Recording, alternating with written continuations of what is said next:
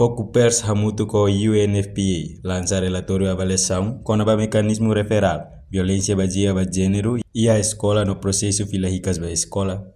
Cerimônia lançamento né. Realize a CTA Manlewana, segunda-feira, Loron Ruano Luresinen, Fulan Fevereiro, Tinari Ruaro Luresin Hat, diretora executivo Focupers, Maria Fátima Pereira Guterres informa. Lançamento relatório né, Hanissan Passo Ida, usi Focupers no parceiro Sira, realiza política filahicas da escola. Liliu e a parte da escola, bele e mecanismo nebe próprio, onde bele apoio ba manorina em Sira.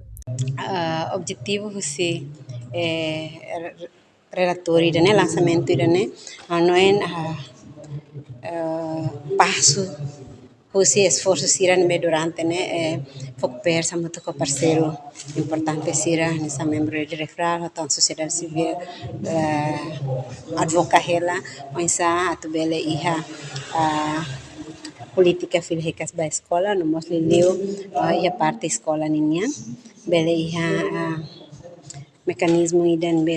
próprio pode bele apoio no sala atendimento baiha canorin sira ali leu feito no labari sira no experiência violência baseada gênero e parte da né e a parte da né te refere de baiha violência sexual abuso sexual no nosso caso incesto também idane lori tempo bara questiona ita luta muito com a lei contra a violência doméstica, nessa deputada presidente da comissão FDH, mas depois, infelizmente, a política filha da escola ainda nem na fatem a política considera nessa política oral, então política oral significa kata escola será bela tuir ou bela mosla tuir então não é kata a política dan media que precisa a política dan escrita tan não é descobrimento sira você pesquisa né bela nessa contribui vai a Ministério da Educação e esforço sira to bela hamoso a política filhicas da escola também não política filhicas da escola mas ita consegue ir ter uma ninguém esboço mas depois também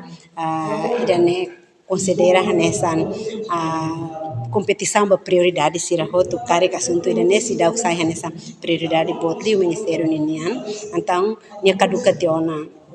e tá não encata idane diagnos kare precisa mos Focupers não encata precisa tu estudo ida ne bele contribuir né tam durante ne ita halo de advocacia mas lá ia base ida então kare mos ida bele bele convence de dia Ministério Educação né bele ofiar kata ko